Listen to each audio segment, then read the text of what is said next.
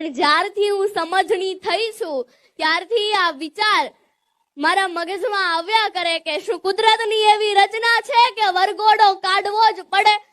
Traffic અને ધ્વનિ પ્રદૂષણ ફેલાવવાનો શું અર્થ છે? શું ડીજે વગર સપ્તપદીના ફેરા ન ફરી શકાય?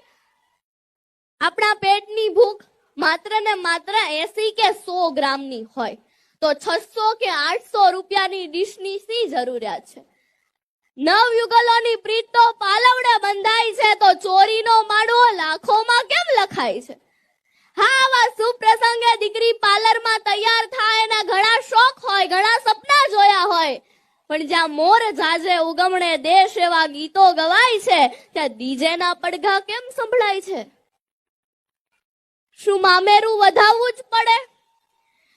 સોશિયલ મીડિયામાં એક પોસ્ટ ખૂબ વાયરલ થઈ હતી કે મામેરાની વિધિ